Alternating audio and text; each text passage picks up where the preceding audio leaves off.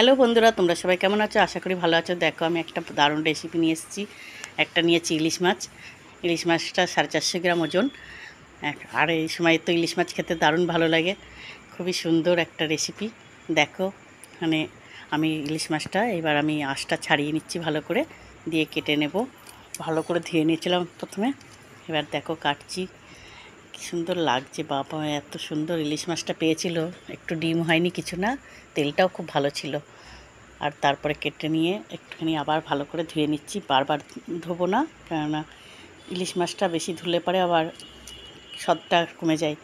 দেখো, দুই পাশে দুটো পইতে, বলে ইলিশ মাছ নাকি বাউন, তার জন্য ওটা বার করে নিলাম। পইতেটা দিয়ে আমি চাকা চাকা করে কেটে নিচ্ছি। ইলিশ মাছটা আমি আলু, কচু, কলা দিয়ে রান্না করব। দারুণ কিন্তু লেগেছিল, খুবই ভালো একটা রেসিপি। আর দেখো, ইলিশ মাছটাও কিন্তু খুব ভালো ছিল। কেটে নিচ্ছি, কেটে নিয়ে আমি এটাতে ভালো করে নুন হলুদ মাখিয়ে দেব। মাখিয়ে কিছুক্ষণ রেখে দেব, দিলে পরে কিন্তু খুবই ভালো লাগে। আর এই বর্ষা আসছে, এরপরে আরও বেশি ইলিশ মাছ আসবে। আর ইলিশ মাছ হলে তো আমার মনটা ভরে যায়, এত সুন্দর লাগে ইলিশ মাছ খেতে। ইলিশ মাছের তেল দিয়েই ভাত খাওয়া হয়ে যায় কিন্তু। আমি আর ইলিশ মাছটা খুব সুন্দর ছিল। আমি নুন হলুদটা ভালো করে মাখিয়ে নিলাম, দিয়ে কিছুক্ষণ ঢাকা দিয়ে রেখে দেব। কড়াইটা বসিয়ে দিয়েছি, দিয়ে আমি তেল দিয়ে দিয়েছি। তেল মানে খুব কড়া করে লাল করে ভাজবো না, হালকার ওপরেই রাখবো, কেননা ইলিশ মাছ বেশি ভাজলে পরে স্বাদ থাকে না। তাই আমি হালকা করে করে ভাজছি। দেখো, আস্তে আস্তে মানে ভেজে নেব।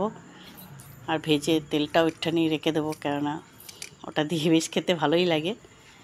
তাই ইলিশ মাছটা হালকা করে ভেজে নিচ্ছি। ভেজে নিয়ে দেখ, মানে এত সুন্দর। আর তোমরা কমেন্ট করছো, লাইক করছো, খুব ভালো লাগছে। লাইক করবা, কমেন্ট করবা, শেয়ার করবা। তোমাদের অনেক অনেক ধন্যবাদ যারা লাইক করছো, কমেন্ট করছো। তারা ভালো থেকো, আর আমার ভিডিওটা দেখো, খুবই ভালো লাগছে। তাদের অনেক অনেক ধন্যবাদ।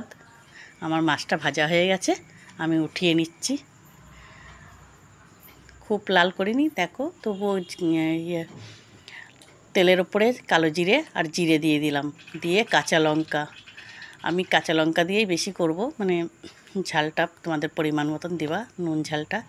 দিয়ে আলু কেটে রেখেছিলাম, আলু, কচু আর কলা দিয়ে আমি এটাকে ভালো করে কষিয়ে নেব।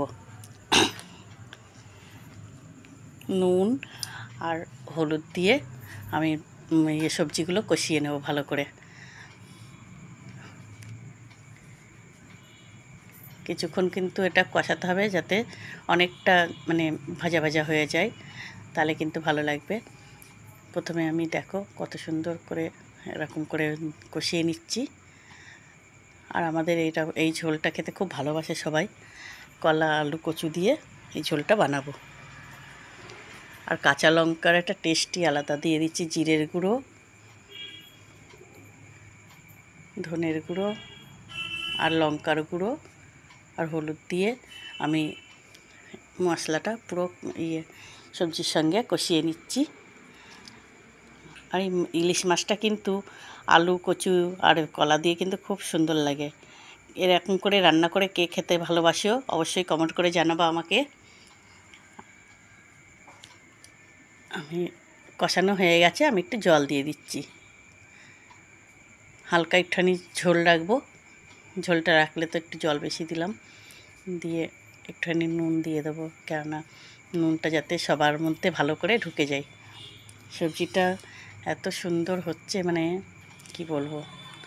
আর হালকা মশলা দিয়ে এই রেসিপিটা করলে কিন্তু খুবই সুন্দর লাগে।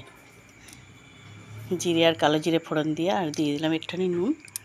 তোমরা তোমাদের স্বাদের মতন দিবা নুনটা, কেননা আমরা একটুখানি বেশি খাই, তাই জন্য একটু নুনটা বেশিই দিলাম।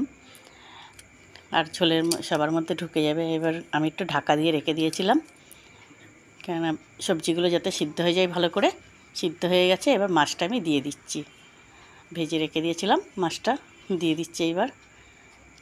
আর মাছটা কিন্তু খুব সুন্দর ছিল, মানে হালকা তেল দিয়ে ভাজলে কি সুন্দর ভাজা হয়ে গেছিলো, আর তেলও বেরিয়েছিল একটু। দেখো, একটা দারুণ রেসিপি। তোমরা আমার পাশে থেকো, আমিও তোমাদের পাশে থাকবো অবশ্যই। আর কেমন হয়েছে কমেন্ট করে কিন্তু জানাবা, জানাতে ভুলো না। এরকম করে রান্না করে কে কে খেতে ভালোবাসো, দারুণ। এরকম দিয়ে মানে রান্না করে ভাত, গরম গরম ভাত দিয়ে খেতে কিন্তু খুবই সুন্দর লাগবে। আমিও ভাতই করেছি, দুপুরবেলায় এটা করছি।